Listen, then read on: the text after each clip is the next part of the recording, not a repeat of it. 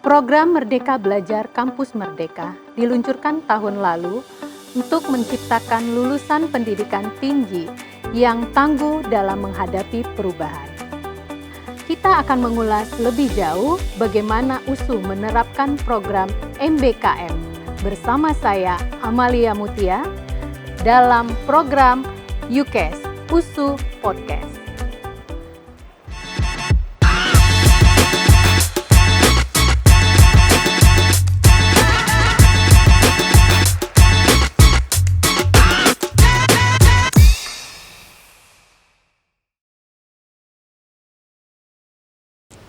Sobat USU, hari ini kita kedatangan tamu yang spesial. Karena apa? Karena beliau adalah ikon dari Universitas Sumatera Utara. Siapa lagi kalau bukan Bapak Murianto Amin. Halo, selamat datang di acara UKES Pak Muri. Selamat datang juga. Apa kabarnya ini Pak? Alhamdulillah sehat. Di Ramadan ini semakin sehat, harus sehat. Sehat dan semangat sepertinya ya Pak ya? Harus. Oke. Menghindari COVID ini. Baik. Iya, Pak Muri, sebelum kita melanjutkan bincang-bincang, enaknya nih saya panggil Pak Muri atau Abang aja ya? Mana enaknya? Oke, mungkin Abang aja kayak biar dia lebih akrab ya. Abang pun boleh. Oke, sebelum kita masuk pada tema utama di acara ini, mungkin kita bisa ngobrolin kesehariannya Bang Muri nih. Nampaknya para sobat USU belum banyak yang tahu ya kalau Abang hobinya itu jogging, bener nggak Bang? Iya, jogging itu bisa apa ya? Bisa membuat pikiran itu fresh. Oke. Bahkan kalau nggak jogging itu menjadi badan itu jadi nggak enak. Jadi kerja sehari-hari jadi nggak bisa leluasa. Oke. Jadi selain bikin badan kita fit, tapi juga salah satu coping stresnya Bang Muri kali ya. Iya. Jogging ini ya. Jogging itu bisa ngelihat pohon-pohon, bisa dengar suara burung gitu. Iya. Dengar suara air, percikan, gitu. Iya. Kalau dalam bulan puasa ini apa yang jadi makanan atau minuman favoritnya Bang Muri? Ya itu bubur. Bubur sebagai takjil, kurma, bubur. Lalu kemudian ada makaroni, ya sudah, habis itu sholat maghrib, lalu makan agak berat. Oke, ya saya juga suka itu kurma Bang. Saya pengen kasih satu pertanyaan lagi yang gampang-gampang sulit. 3 kata yang menggambarkan Bang Muri banget, apa sih itu? Aduh, ini yang sulit nih kita ini. Yang pertama itu ya, kalaupun dicoba-coba ini. Iya, dicoba-coba. Agile ya, agile itu bisa masuk mana-mana. Jadi kita nggak boleh kaku, nggak boleh saklek ya, tidak boleh protokoler tuh nggak boleh. Jadi agile itu menjadi penting dalam hidup. Yang kedua kita belajar, pembelajar dari mana saja, dari siapa saja, kapan saja. Jadi pembelajar tuh nggak boleh berhenti. Tidak pernah puas ya Bang, jadi selalu mau belajar terus gitu. Ya. Oke. Yang ketiga saya kira ini ya, kita harus kekeh gitu, kita harus punya power. Jadi kita harus power itu menentukan bahwa kita konsisten terhadap sikap kita. Jadi powerful terhadap apa yang kita akan lakukan. Ya itu paling. Wow, luar biasa banget sih kalau menurut saya 3 kata itu agile, belajar dan powerful. Wah, harus gitu. Kayaknya 3 kata kunci ini juga harus dimiliki oleh para sivitas akademika USU ini ya Bang? Iya, harus. Karena sekarang perkembangannya udah luar biasa, kita sulit untuk memprediksi apa yang terjadi ke depan ini ya. Oke, very good. Ya, pada kesempatan ini Bang, kita perlu juga nih menginformasikan kabar gembira kepada Sobat USU karena baru saja mencapai prestasi di level internasional untuk pertama kalinya berhasil masuk dalam Times Higher Education THE Impact Ranking 2021. Bang, boleh nggak dijelasin ini prestasi apa sih? Nah, itu salah satu pemeringkatan yang ada di dunia internasional ya untuk pendidikan tinggi. Times Higher Education ini itu ada 17 kriteria yang dinilai, terutama yang berkaitan dengan SDGs, Sustainable Development Goals ya. Nah, kita kemarin itu memilih dari 17 itu masih 6. Nah, ini tahun-tahun ini kita akan nambah lagi satu kriteria lain yang itu menjadi penting sebetulnya involvement USU terhadap kepedulian dari pembangunan yang berkelanjutan, termasuk juga memelihara lingkungan, terus juga memelihara ekosistem di kampus. Kira-kira itu yang kita lakukan tahun ini. Lalu kemudian ini yang pertama kali kita masuk. Iya, luar biasa ya Bang. 801 sampai 1000. Mudah-mudahan tahun depan itu bisa terkoreksi lebih baik lagi pemeringkatannya. Oke, berarti boleh kita bilang USU ini telah menapaki langkah menjadi world class university gitu ya Bang? Ya, jelas. Jelas. Bravo itu pintu USU masuknya begitu, ya. Pintu masuknya. Oke. Nah, sekarang kita masuk ke tema utama nih Bang, yakni mengulas lebih jauh bagaimana persiapan USU dalam menerapkan MBKM, Merdeka Belajar Kampus Merdeka. Diketahui Abang sendiri berulang kali menekankan pada percepatan MBKM di USU ini. Nah, sebenarnya apa dan bagaimana program Merdeka Belajar Kampus Merdeka ini Bang? Simpelnya begini, ada masalah ya. Masalahnya itu pertama, lulusan perguruan tinggi USU ini atau di universitas lain itu banyak yang tidak adaptable atau tidak sesuai dengan kebutuhan industri, sehingga ada kesenjangan antara kuliah di kampus dengan kebutuhan praktikalnya. Oke. Jadi bagaimana cara mendekatkannya? Maka sebetulnya kampus harus keluar dari zona-zona kenyamanannya. Kampus tidak lagi menjadi menara gading. Kampus juga bukan menara air. Ya, kampus harus menjadi simbol untuk melakukan semacam sebuah perubahan terhadap lingkungan sekitarnya. Oleh karena itu, antara teoritis yang ada di kelas dengan praktikal yang di lapangan itu harus digabungin. Harus selaras gitu ya Bang? Harus digabungin. Harus digabungkan. Nah, bagaimana caranya? Ya, anak-anak mahasiswa itu harus diajak keluar untuk bisa mengetahui bagaimana sebetulnya industri itu. Dan juga dosennya itu bukan hanya sekedar mengajar di kelas saja ya, tapi dia harus bisa tahu kayak apa memecahkan satu persoalan, misalnya perusahaan itu rugi atau satu negara atau satu pemerintah itu mengalami persoalan untuk menyelesaikan urusan-urusan sosial kemasyarakatan. Misalnya begitu. Itu yang pertama kasusnya ya. Yang kedua, banyak sebetulnya mahasiswa yang pada saat dia masuk kuliah memilih jurusan itu kadang-kadang salah dia. Jadi ikut-ikutan temennya, lalu masuk ke satu program studi. Kalau dulu nama jurusan atau program studi ya.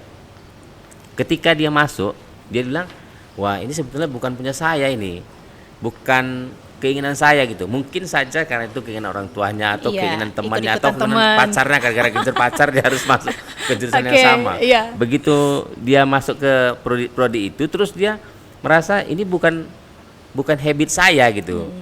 Jadi habis itu kemudian kurikulum tidak bisa, nggak ada relaksasi, dia harus mengikuti apa yang disediakan itu. Nah, Kampus Merdeka dan Merdeka Belajar ini itu memberikan relaksasi. Jadi mahasiswa itu kalau dia stuck di satu semester atau di semester tertentu, dia boleh mengambil prodi lain sesuai dengan apa yang dia mau. Ya, jadi relaksasi dan fleksibilitas kali ya Bang? Ya, makanya saya waktu jadi dekan itu agak juga sedih juga harus menandatangani mahasiswa yang DO misalnya atau yang lepas di tengah jalan. Ini harus ada jalan keluarnya. Sehingga Merdeka Belajar ini itu memberikan ruang kepada mahasiswa. Kalau dia stuck di satu semester tertentu, dia bisa cari jalan lain, tapi nggak mesti dia keluar dari prodi itu, tidak mesti dia kemudian drop out sampai begitulah ya. Itu yang buat kita kemarin bahwa Merdeka Belajar itu banyak memberikan flexibility yang cukup luar biasa dalam rangka menggali potensi anak-anak mahasiswa ini. Oke, baik. Itu kira-kira begitu ya konsep Merdeka Belajar itu. Proses di kampus itu tidak mesti dia belajar di kelas, tetapi ya dia harus berinteraksi dengan banyak orang sesuai dengan apa yang dia maui. Lalu kemudian orang tuanya merasa bahwa menguliahkan anaknya, menyekolahkan anaknya itu menjadi kepuasan dia sendiri, karena ketika anaknya sekolah kemudian bisa bekerja dan mendapatkan sesuatu yang itu membawa manfaat bagi orang lain. Sederhana orang tua ya begitu ya. Lalu kita sebagai pendidik harus mengurangi lag yang terjadi atau kesenjangan yang terjadi antara dunia teoritis yang selama ini menjadi image di perguruan tinggi dengan dunia practically.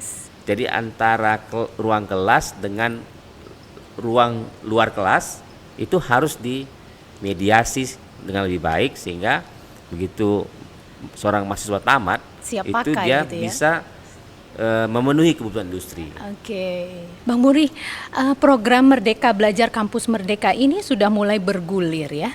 Persiapan apa saja sih yang sudah dilakukan USU untuk upaya menerapkan MBKM ini? 2020 Kementerian menetapkan ini sebagai sebuah mandatori bagi semua perguruan tinggi. Nah, kita sekarang ini sedang mempersiapkan modul atau pedoman dari 8 area pembelajaran itu, misalnya seperti KKN tematik, terus magang, terus project based learning, dan seterusnya. Itu kita sedang siapkan panduannya ya. Lalu panduan ini kita nanti akan putuskan dalam peraturan rektor. Ada kelemahan atau hambatan. Yang pertama, hambatan birokrasi. Hambatan birokrasi ini itu sudah kita selesaikan di peraturan rektor. Lalu kemudian hambatan yang kedua, kebiasaan. Jadi kebiasaan ini berkaitan dengan dosen yang sekarang ini ada, itu agak sulit dia melepaskan mahasiswanya untuk diajari oleh orang lain. Itu nanti kita selesaikan dalam waktu cepat, sehingga nanti ada modul-modul pembelajaran dosen yang akan diubah ya, atau direformasi. Yang lain saya kira kita yang ketiga ini tentu kita akan membuat kerjasama dengan yang sekarang sedang akan dilakukan dengan PTPN Holding, lalu kemudian dengan Bank Mandiri, lalu kemudian dengan Bank BNI serta BTN. Ini semua sedang berjalan untuk ready to cooperate ya. Jadi semua akan kita lakukan agar setelah internal kita siapin, terus kemudian industrinya kita minta untuk bisa gabung. Kira-kira gitu yang kita siapkan sekarang ini. Nah, perkiraannya bulan-bulan 6, 7, 8 selesai fondasinya, bulan-bulan 9 di awal semester ini kita sudah bisa mulai. Di awal semester ganjil ini ya Bang? Ya, dan tentu saja satu yang paling penting adalah dekonstruksi kurikulum. Jadi kurikulum prodi ini sudah diubah. Sudah digodok ya? Sudah diubah. Sekarang sedang melakukan pendampingannya. Itulah fondasi yang kita ubah dulu. Oke, baik. Jadi bekal apa saja nih yang harus disiapkan oleh Sivitas Akademika USU, khususnya dosen dan mahasiswa, untuk mendukung dan mendorong terrealisasinya MBKM ini, Bang? Yang pertama mental. Yes. Mentalnya harus diubah dulu ini. Mentalnya harus digoncangin dulu, sehingga yang selama ini kebiasaannya rutin menjadi tidak rutin. Yang selama ini misalnya kebiasaannya sangat teoritis saja, sangat linier, itu mungkin tidak lagi linier, mungkin saja sudah multi atau pendekatannya multi ekosistem. Nah, itu yang kadang-kadang dosen ini dan mahasiswa ini merasa, loh, kenapa tidak sesuai dengan yang kita perkirakan ya. Itu namanya mindset, mental. Itu yang pertama disiapkan. Iya, benar. Yang kedua infrastruktur ini begini. Jadi sekarang kita nggak lagi berpedoman pada ruang kelas, tapi infrastruktur ya, misalnya tambahan untuk IT, infrastruktur IT, kemudian infrastruktur ruang kelas dan ruang kuliah bersama, itu mau kita siapin nih di tahun-tahun ini. Nah, sehingga infrastruktur itu merupakan satu supporting program dari Merdeka Belajar. Sharing to another itu menjadi penting dalam Merdeka Belajar ini. Jadi nggak boleh lagi ada yang misalnya menguasai satu tempat. Tidak ada lagi orang yang bisa kemudian menguasai satu persoalan sendiri. Jadi semua harus terbagi habis, dan sehingga kita memiliki usaha bersama. Kira-kira itu yang menjadi upaya keras kita untuk yang kita harus disiapkan pada tahun ini. Baik. Jadi ada mindset dan infrastruktur yang kuat ya, Bang. Sejauh ini apakah sudah ada ya program studi atau fakultas yang benar-benar sudah menerapkan MBKM ini, Bang? Kalau ada, prodi apa dan sejauh mana perkembangannya? Ada beberapa yang mengarah ya, tapi belum fully mengarah. Misalnya teknik industri, kemudian juga ada di program studi di ilmu politik di FISIP itu sudah menerapkan beberapa ya. Nah cuma ini belum masuk ke dalam hitungan penyelesaian kurikulum atau hitungan model atau modul yang ada di Merdeka Belajar. Tapi mereka sudah mulai misalnya ada beberapa yang magang untuk dapat sertifikat ya, magang bersertifikat sudah, kemudian juga mengikuti kompetisi yang ada dilakukan oleh kementerian. Misalnya kampus mengajar, itu semalam kita sudah ada 127 mahasiswa yang terjun untuk menjadi peserta dari kampus mengajar. Nah tapi kalau yang fully prodi merancang melaksanakan sesuai dengan konsep Merdeka Belajar secara penuh belum ya, karena memang kita siapkannya di tahun ini, di semester ganjil ini ya. Semester ini kita siapin, semester depan baru kita coba mulai itu pun kita akan lihat dulu dalam 6 bulan pertama apakah nanti antara dunia industri dengan kita itu bisa punya kesesuaiannya. Nah itu memang tantangannya cukup berat. Ya, cukup berat. Ya, namanya baru awal ya, Bang. Memang merintis itu cukup berat. Ya. Bang Muri, USU saat ini sedang mengembangkan digitalisasi kampus. Itu sebenarnya apa dan bagaimana ya? Kalau digitalisasi kampus ini sebetulnya alat aja untuk kita memudahkan semua urusan pekerjaan kita secara lebih cepat. Nah, dia merupakan satu sarana untuk menyiapkan informasi yang dibutuhkan oleh pimpinan, kemudian dosen, mahasiswa untuk mengambil keputusan secara cepat. Tanpa digitalisasi kita akan lama. Jadi proses untuk mendapatkan satu persetujuan dari kegiatan tertentu saja itu bisa butuh berhari-hari. Tapi dengan digitalisasi itu bisa kita lakukan dengan cepat. Sebagai contoh misalnya efisien, yang kita lakukan sekarang ini membuat cash management, pembayaran dan pemasukan dan pengeluaran ya. Kalau dulu SPP itu kita mahasiswa itu harus ke bank membayar SPP, lalu kemudian minta stempel dari bank, lalu menyerahkan buktinya ke fakultas maupun ke biro rektor bahwa dia sudah membayar SPP. Kalau sekarang ini enggak lagi, dia cukup datang ke ATM, bisa pakai mobile banking untuk membayar SPP, dan itu sudah dinyatakan akan lunas SPP-nya. Yang lain akan kita buat sistem informasi akademik, lalu kemudian layanan akademik lainnya, itu semua sudah digitalize. Beri waktu 1 tahun ini untuk membangun infrastruktur dan mempersiapkan sumber daya manusianya. Nah, kenapa misalnya digitalisasi penting ini? Kita ini butuh 9 juta orang. Jadi Indonesia itu butuh 9 juta orang untuk mengatasi kesenjangan talent gap-nya antara kebutuhan industri dengan penyediaan sumber daya manusianya. Berarti kalau gitu per tahunnya kita harus bisa menyiapkan atau menghasilkan 600.000 orang SDM menuju ke 2030. 9 juta orang. Kalau misalnya USU saja 50.000 mahasiswanya kurang lebih dalam 1 tahun tamat kira-kira 10.000, maka kita sudah memberikan sumbangan paling tidak 9 atau 6.000 gitu, 6 sampai 9.000 orang yang terbiasa dengan dunia digital. Sehingga bukan hanya dia mengerti atau otodidaknya ya, tetapi memang kita rekayasa. Jadi semua layanan kampus yang digital ini itu memaksa mahasiswa itu punya kemampuan skill atau yang lain untuk, lagi ya, untuk menggunakan digital itu. Ya kira-kira gitu, memberikan sumbangan terhadap persoalan bangsa ini. Sehingga kita memang memaksakan kampus itu harus digital dikelola, nggak boleh lagi manual. Jadi perlahan-lahan meninggalkan manual menuju digitalisasi agar semuanya jadi lebih efisien gitu ya, Bang. Itu aja persoalan di situ. Kalau dulu lama harus singkat. Begitulah keadaan yang sekarang harus kita respon. Kalau tidak kita akan tenggelam di mana? Dimanapun.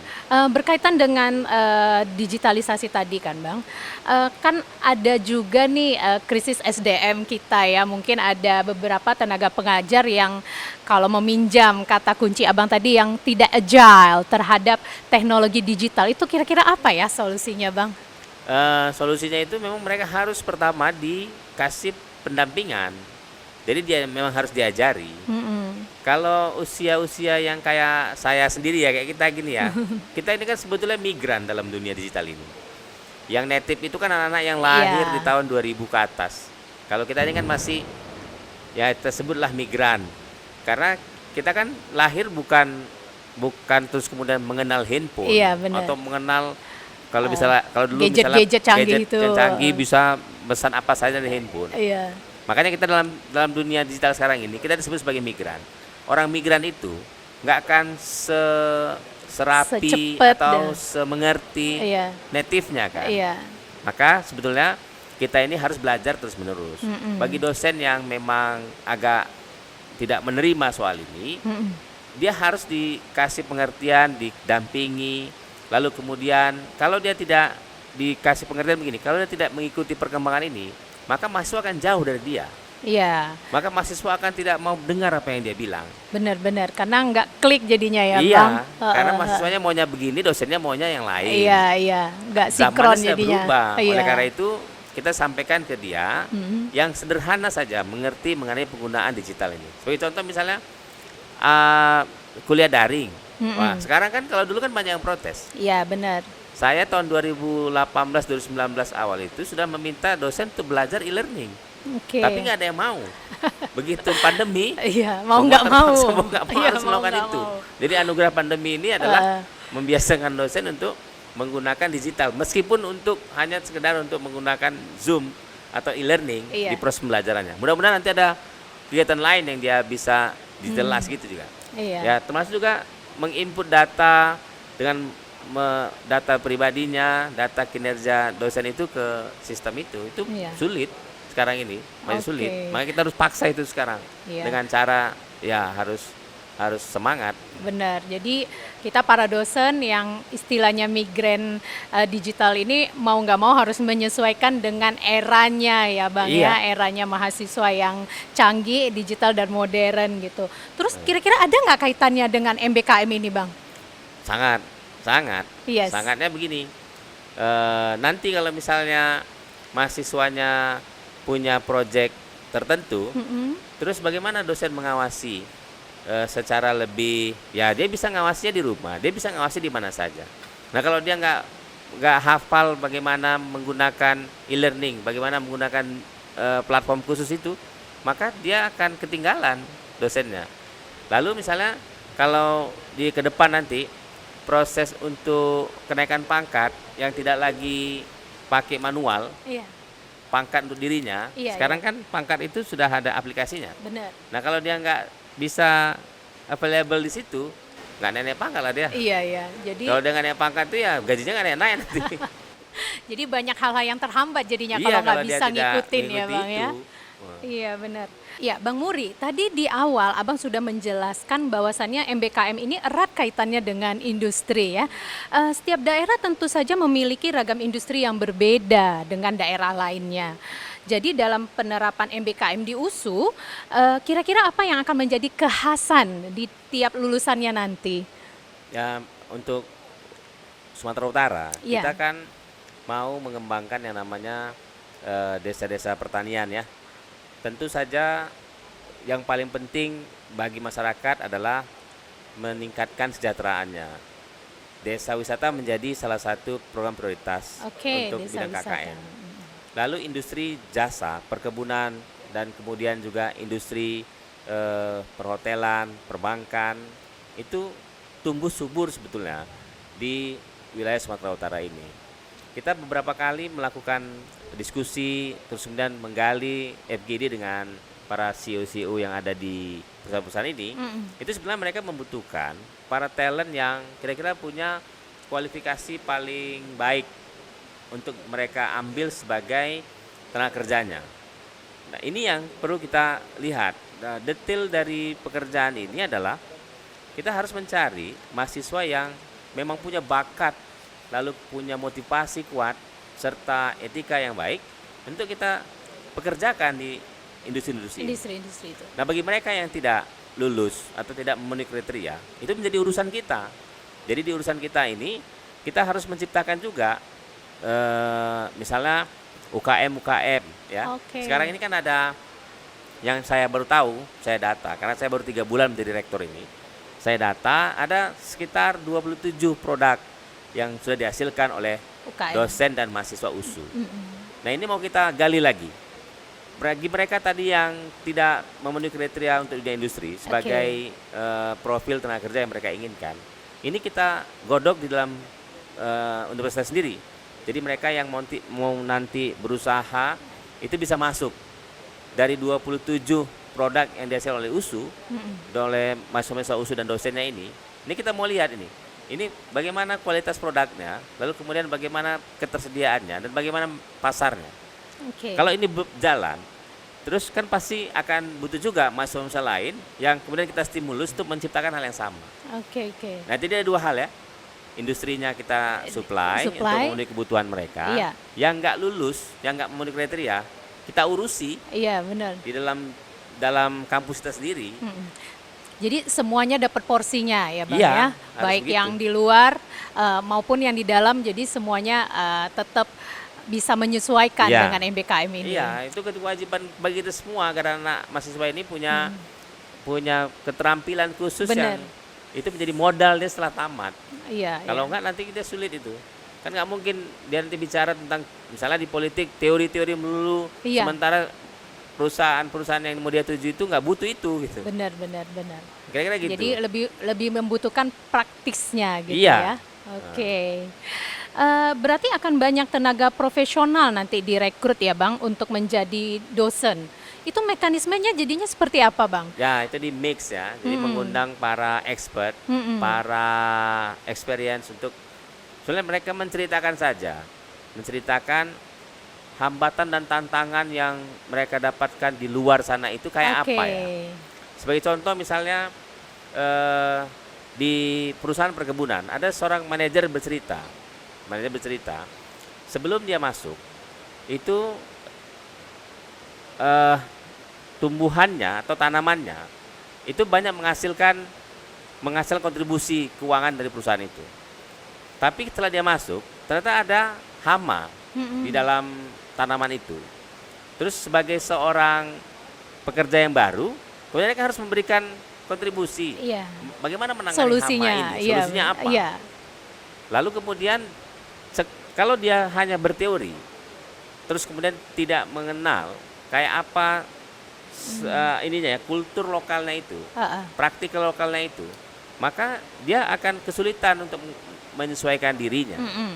Nah, kalau misalnya ada mahasiswa yang kemudian mendapatkan pengalaman-pengalaman seperti ini, tentu dia bisa beradaptasi ya. Atau paling tidak dia punya imajinasi lah, inspirasi yang nanti, kalau saya bekerja nanti mungkin begini ya. Dia punya knowledge praktisnya berarti ya. Jadi kan dia sebagai role model ya. Iya, benar-benar. Jadi para experience yang dari luar itu nanti bisa dijadikan sebagai role model oleh mahasiswa untuk menjadikan dirinya itu lebih bersemangat lagi untuk menjadi seperti dia. Kira-kira gitu ya sebenarnya yang mau kita karena langsung dapatkan. praktisinya yang terjun, yang mengajari dia. Ngajarin. Kalau seorang dosen kan dia cuman, ini bapak ini paling berteori ya, menceritakan ini hasil risetnya. Tapi kalau misalnya CEO yang mengajar dia, pasti dia terinspirasi, saya harus seperti dia ini. Kalau enggak nanti saya akan kehilangan. Nah itu yang harus kita padukan. Memelihara semangat yang berkobar-kobar dari mahasiswa ini, itu menjadi penting. Lebih dapat feel-nya kalau langsung praktisinya yang bagi pengalaman gitu ya Bang ya. Itu ada standar kualifikasinya nggak Bang untuk dosen yang dari praktisi ini? Ada ya. Misalnya gini ya, seorang manajer pada level menengah atau top manajernya.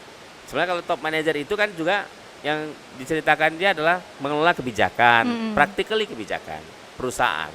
Tapi kalau manajer berlevel menengah itu sudah pada tahapan-tahapan untuk how to solve the problems itu. Untuk memecahkan kayak apa masalahnya itu. Jadi dia memfeeding para pimpinannya, CEO-nya harus begini Pak, kalau nggak begini nanti akan begini. Jadi memberikan banyak pilihan. Itu yang menjadi kriteria bagi kita.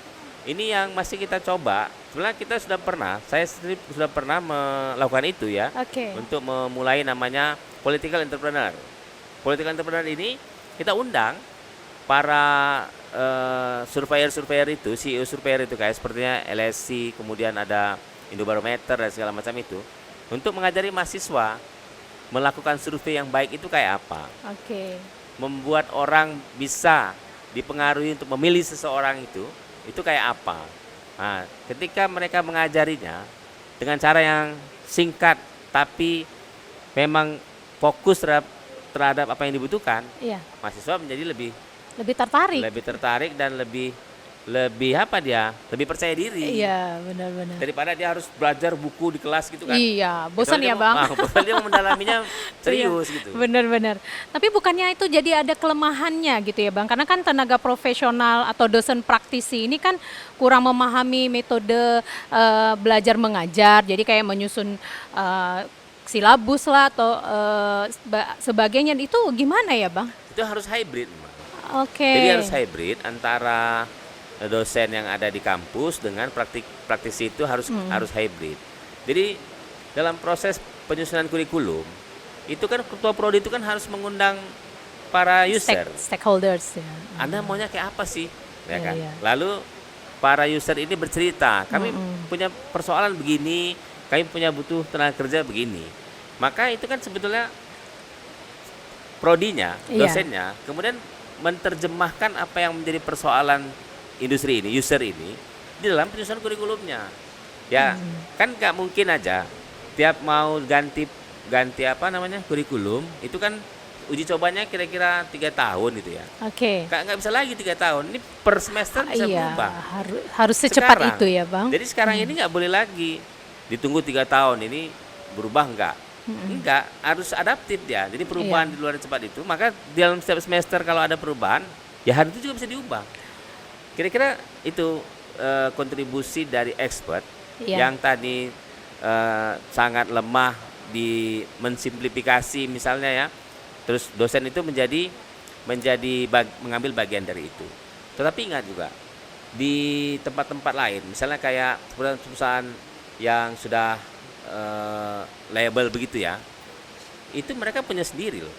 Jadi para praktisinya itu juga itu punya cara untuk mengadjust kurikulum. Jadi bukan berarti, misalnya seperti Telkom, contoh ya, perusahaan Telkom, itu punya university Telkom, dan memberikan banyak modul short course bagi siapapun masyarakat umum yang mau ya. Itu dari mana mereka menyusun kurikulumnya? Itu expertnya sudah masuk ke wilayah itu. Iya, benar. Jadi sudah masuk ke industri. Sudah terancam ini pekerjaannya. Jadi pekerjaan dosen ini sekarang yang tadi dia punya skill untuk menyusun kurikulum. Itu sudah diambil. Sudah dipelajari oleh para praktisi expert itu ya. Wow. Hati-hati ini kita nih. 5-10 tahun lagi ini bisa beralih. Beralih bahwa seorang expert itu bukan hanya bisa mengajari apa yang dialami, tetapi bisa mensimplifikasi, bisa menyusun sebuah metode pembelajaran yang itu memang dibutuhkan, yang tidak punya atau tidak dimiliki oleh seorang dosen. Bayangin aja gimana. Paket lengkap merekanya ya. Wow. Itu yang harus kita sadari sebagai seorang dosen, bahwa pekerjaan kita ini sedang terancam ini. Harus lebih banyak belajar lagi nih kita Bang ya. Bang, tadi tentang MBKM itu tadi kan salah satunya adalah kemudahan untuk membuka prodi baru gitu ya. Dari USU sendiri sudah ada rancangan atau program studi apa gitu kira-kira yang akan dibangun?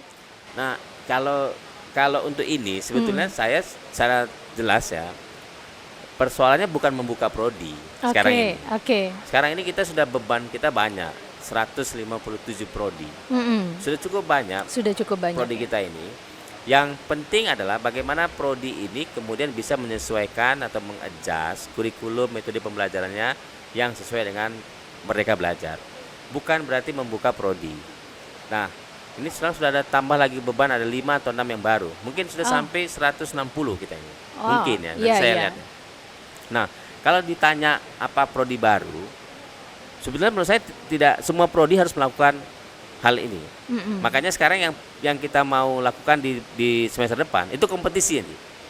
Jadi bagi prodi yang nanti bisa menerapkan secara konsisten Merdeka Belajar ini, kita kasih insentif. Wow, siap-siap nih kita nih. Bulan-bulan 9 kita mulai nanti kompetisinya. Setelah fondamen yang kita beresin, nanti kita buat kompetisi bagi prodi yang secara konsisten menerapkan konsep Merdeka Belajar ini, baik mahasiswa dan dosennya, itu kita kasih insentif prodi. Aduh. Yang menang ya. Iya, biar tambah semangat ya Bang. Nah, nanti juga ada kelas-kelas kolaboratif. Oke. Kelas-kelas kolaboratif itu tadi mengundang expert, kemudian membuat mahasiswa tidak lagi hanya read to the textbook, tapi dia berkelompok, belajar bekerja sama, membuat sebuah macam project yang sederhana itu. Kemudian dari project itu dia kemudian mendapatkan sesuatu. Itu namanya kelas kolaboratif. Kelas kolaboratif ini sekarang hanya bisa dilakukan kalau dosennya itu memang kreatif. Benar. Kalau kreatif nggak bisa. Iya. Nah, jadi, ini yang kita lakukan nih. Jadi bukan tujuannya membuka prodi baru. Prodi yang ada inilah kita suruh, atau kita desain, kita rekayasa untuk mengadjust semua perubahan kurikulumnya, metode belajarnya, metode kelasnya, sehingga setiap mata kuliah yang diambil oleh mahasiswa, mahasiswa itu akan terkesan, saya ternyata dapat sesuatu yang tidak hanya textbook. Benar. Tetapi saya dapat sesuatu yang lebih praktikal yang bisa saya rasakan. Iya, pembelajaran kolaboratif tadi ya Bang. Benar. Lebih ke student based learning kalau gitu ya. Ya, student based learning itu harus ada dalam setiap mata kuliah. Iya, benar. Baik individu maupun kelompok. Benar. Kalau memang yang bagus saya berkelompok. Karena orang yang berkemampuan komunikasi itu sekarang menjadi lebih penting. Ketimbang IQ-nya ya. Benar. Itu ya. Iya, benar sekali. Ada kekhawatiran nih Bang, khususnya para dosen pengampu mata kuliah dengan kurikulum yang ada saat ini ya. Kalau seandainya MBKM diberlakukan, maka dosen yang tidak adaptif tidak bisa mengajar lagi. Itu gimana ya Bang? Tidak juga. Jadi memang kita sekarang akan tetap menyesuaikan, misalnya dosen yang agak sulit untuk memahami proses perubahan ini. Tetapi yang namanya dosen itu saya kira punya banyak banyak pemikiran dan kemudian bisa menyesuaikan, pastilah bisa. Kalau menurut saya optimis bisa. Persoalannya adalah mereka mungkin saja sekarang ini terkendala dengan urusan-urusan birokrasi. Yang saya maksud dengan urusan birokrasi itu begini.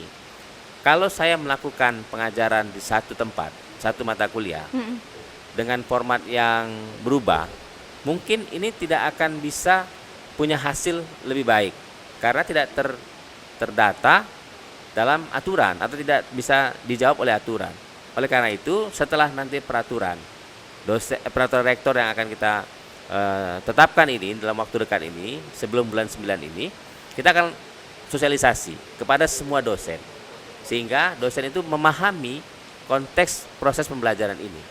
Bagi mereka yang memang masih sulit, itu akan kita buat perlakuan khusus juga. Perlakuan khusus juga, sehingga kita punya waktu kira-kira 1 tahun, 2 tahun, semua urusan dosen yang menjadi hambatan ini, insya Allah bisa selesai. Iya, jadi terus didampingi juga ya Bang ya. Harus. Dalam sebuah perubahan itu harus menjadi bagian dari proyek ya, bagian dari kegiatan tahapan.